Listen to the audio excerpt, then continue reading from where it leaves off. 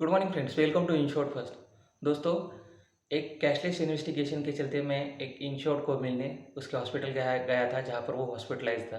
वो व्यक्ति 3 दिन पहले हॉस्पिटलाइज हुआ था और उसने हॉस्पिटलाइज होने के तुरंत बाद अपनी इंश्योरेंस कंपनी को जहाँ से उसने हेल्थ क्लेम लिया है उन्हें इंटीमेशन दे दिया था। और हॉस्पिटल अथॉरिटीज़ प्लस इंश्योर्ड दोनों इंश्योरेंस कंपनी के कैशलेस अप्रूवल की राह देखने लग गए। लेकिन कल के दिन यानी तीसरे चौथे दिन भी इंश्योरेंस कंपनी की तरफ से कोई भी रिप्लाई नहीं आया था। वो क्यूरी पर क्यूरी निकाले जा रहे थे। हॉस्पिटल की तरफ से इंश्योर्ड का पास कंसल्टेशन, उसका रिसेंट अलाइनमेंट एंड ट्रीटमेंट और जो भी इंश्योरेंस कंपनी की मांग आती गई, जो भी क्यूरी आती गई, वो पूरी करने लग गए। और हर एक क्यूरी को अपने तरीके से जवाब देने के बाद हर एक क्यूरी के लिए अलग से डॉक्टर का सर्टिफिकेट, अलग से ट्रीटमेंट पेपर्स, अलग से मेल, अलग से प्रोसेस करने के बाद भी इंश्योरेंस कंपनी का कल शाम तक किसी प्रकार का कोई रिप्लाई नहीं आया था।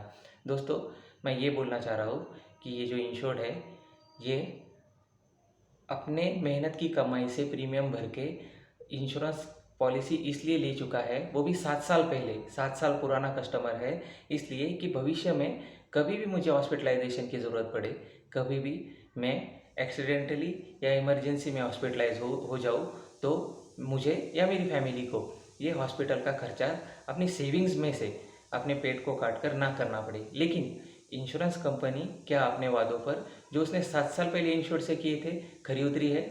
मान लीजिए दोस्तों कि ये इंश्योर जो है वो 7 साल पुराना कस्टमर है और इन 7 सालों में उसकी फाइनेंशियल कंडीशन बुरी होती और कल वो या रिसेंट हॉस्पिटलाइजेशन के दौरान अगर वो कोई भी फाइनेंशियल एक्सपेंसेस करने की उसकी कंडीशन नहीं होती, तो वो क्या करेगा? जिन पर उसने पिछले 7 सालों से भरोसा किया है, वो लोग ही उसे ऐसी कंडीशन दिख रही है कि उन्हें इंश्योर्ड को ये क्लेम पास करने में कोई इंटरेस्ट नहीं है, क्योंकि 7 साल पुराना कस्टमर है, फिर भी वो इंश्योर्ड के हॉस्पिटलाइजेशन पर डाउटफुल है।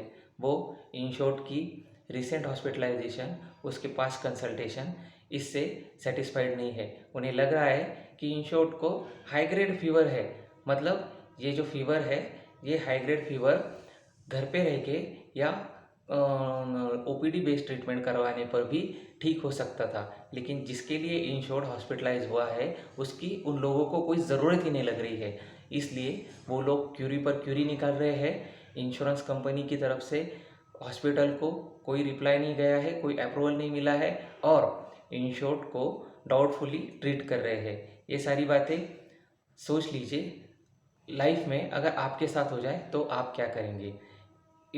इन सभी बातों में एक सबसे बड़ी बात ये है कि इंश्योर्ड की फैमिली यानी उसके फादर एंड मदर लगभग 2009 से इस इंश्योरेंस कंपनी के साथ जुड़े हैं। उन्होंने अपना हेल्थ कवर 2009 से ही लिया था और उन लोगों का हेल्थ कवर को देखकर उनके बेटे ने भी उसी कंपनी में कवर लिया, क्योंकि कंपनी अच्छी लगी होगी। उसे लगा मेरे माता पिता का कवर इसमें है तो मैं कहाँ जाऊँगा।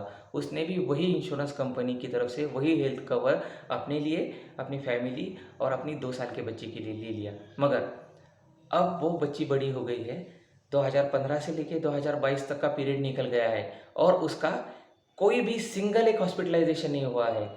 इंश्योर्ड ने अपनी पॉलिसी 2015 में निकाली है, लेकिन 2015 के बाद इंश्योर्ड का कोई भी मेजर हॉस्पिटलाइजेशन नहीं हुआ। उसे किसी भी बीमारी के कारण कभी कोई ट्रीटमेंट लेने की या एक्सपेंस का बिल इंश्योरेंस कंपनी को भेजने की ज़रूरत नहीं पड़ी। लेकिन आज रिसेंट में जो इंश्योरेंस कंपनी को इस व्यक्ति का क्लेम मिला है और हॉस्पिटलाइजेशन जो कि इंश्योर्ड का जेन्युइन है, लेकिन इंश्योरेंस कंपनी को ये डाउटफुल लग रहा है और इसी के चलते वो लोग इंश्योरेंस के अपने प्रोसेस के लिए हॉस्पिटल से बार बार अलग अलग क्यूरी, अलग अलग डॉक्यूमेंट, अलग अलग पास कंसल्टेशन, सब चीज़ें मांग रहे हैं। इतना कि उन्होंने इंश्योर्ड का सीसीटीवी फुटेज भी मांगा है। क्या ये बात सही है? कमेंट में बताइए दोस्तों। जो बात आज उस व्यक्ति के साथ हो रही है वो आपके साथ भी हो सकती है। और इंश्योरेंस कंपनी पर कभी भी बंद आंखों से भरोसा मत कीजिए। आप अपनी मेहनत की कमाई और अपना ट्रस्ट, इसी के साथ आप आपका वक्त इंश्योरेंस कंपनी को दे रहे हो। और अगर वो वो लोग जो भी इन्वेस्टिगेशन पॉलिसी निकालते समय, मेडिकल इन्वेस्टिगेशन, आपका फाइनेंशियल या प्रोफाइल इन्वेस्टिगेशन, एड्रेस वेरिफिकेशन करवाते हैं, तो वो उनके फ़ायदे के लिए, उनके रिस्क के लिए करवाते हैं। लेकिन क्या हमारी कोई ज़िम्मेदारी नहीं बनती? क्या हम ऐसे ही है कि कोई भी हमें चेक करेगा, वेरीफाई करेगा, हमारी इन्वेस्टिगेशन करेगा कि हम फ्रॉड करेंगे या नहीं, फ्यूचर में क्या करेंगे, हमारी रिसेंट हॉस्पिटलाइजेशन क्या है, हमारा पास कंसल्टेशन क्या है, वो लोग पूरी जानकारी लेने के लिए हकदार है। और क्या हमें कोई हक नहीं है? दोस्तों, हमें भी पूरा हक है उस इंश्योरेंस कंपनी से उनके पास्ट में किए गए क्लेम्स को सेटल, जो जो क्लेम्स इंश्योरेंस कंपनी सेटल किए हैं उनका डाटा देखने का हमें भी हक है। वो क्या बेसिस पर हमें इंश्योरेंस दे रहे हैं, क्या बेसिस पर हम लोग उनको क्लेम कर सकते हैं और किस बेसिस पर वो रिजेक्शन कर सकते हैं, ये बातें जानने का। बस ये मत पूछिए इंश्योरेंस एजेंट से कि कितना पैसा मिलेगा, कितना प्रीमियम भरना पड़ेगा, इसमें कुछ कंसेशन मिलेगा क्या।